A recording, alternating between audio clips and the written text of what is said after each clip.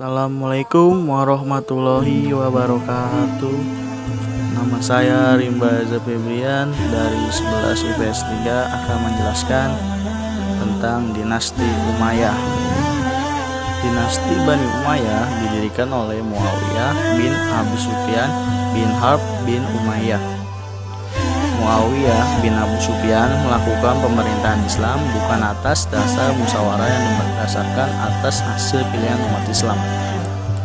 Jabatan raja menjadi pusaka yang diwariskan secara turun-temurun dengan sistem monarki, sehingga sistem pemerintahan pada zaman Bani Umayyah tidak jauh berbeda dengan kerajaan Romawi ataupun Persia, yang jauh dari yang dicontohkan Rasulullah SAW. Dinasti Bani Umayyah berdiri selama kurang 90 tahun, dari 40 Hijriah sampai 132 Hijriah atau 66 Masehi sampai 750 Masehi, dengan Damaskus sebagai pusat pemerintahannya. Setelah masa pemerintahan Khulafaur Rasyidin berakhir, ditutup oleh kepemimpinan Khalifah Ali bin Abi Thalib. Selanjutnya pemerintahan Islam dilanjutkan dengan berdirinya dinasti Umayyah.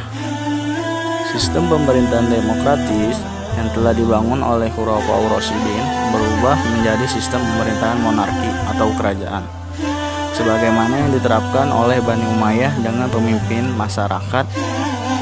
Pada masa Jahiliyah dulu sudah terjadi persaingan antara Umayyah dengan Hashim bin Abdul Manaf yang juga pamannya sendiri. Dalam persaingan itu, secara umum Bani Umayyah telah beruntung karena memiliki dukungan syarat yang memadai. Misalnya, 1. Bani Umayyah mempunyai darah keturunan kebangsawanan. 2. Mempunyai harta kekayaan yang lebih banyak. 3. Mempunyai pengaruh besar dalam masyarakat karena kedudukan putranya yang berjumlah 10 orang. Selanjutnya, sejarah berdirinya dinasti Umayyah.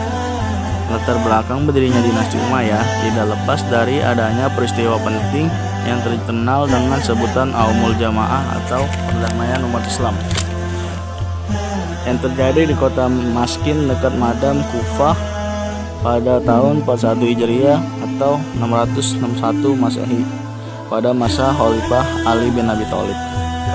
Utsman bin Affan yang wafat pada tahun 35 Hijriah atau 656 Masehi karena dibunuh oleh Al-Ghafiqi. Para sahabat besar yaitu Thalhah bin Ubaidillah, Zubair bin Awan mendatangi Ali bin Abi Thalib, mendorong Ali bin Abi Thalib agar bersedia untuk menggantikan kedudukan Utsman bin Affan menjadi khalifah karena kekosongan puncuk pimpinan. Setelah melakukan pertimbangan rasional dan menjaga hal-hal yang tidak diinginkan, akhirnya Ali bin Abi Thalib bersedia menerima permintaan para sahabatnya itu.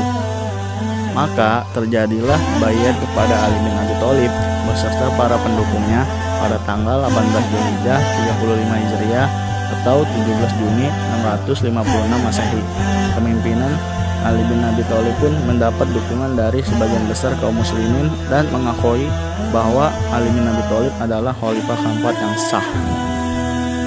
Di pihak Muawiyah bin Abu Sufyan yang menjabat sebagai gubernur di Syria dan Marwan bin Hakam yang menjadi penjabat sekretaris pada masa pemerintahan Utsman bin Affan menolak dan tidak mau mengakui kepemimpinan Khalifah Ali bin Abi Thalib yang didukung oleh kaum muslimin di Kufah itu.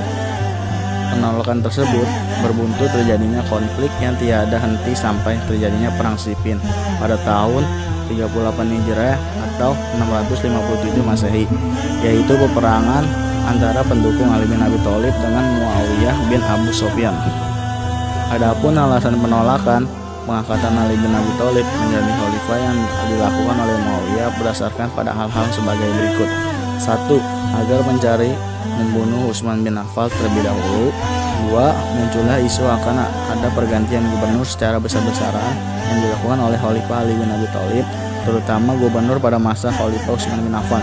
Muawiyah yang menjabat gubernur di Syam atau Syria merasa khawatir karena dirinya termasuk yang diangkat oleh Khalifah Utsman bin Affan. Sekian dari saya, kurang lebihnya mohon maaf.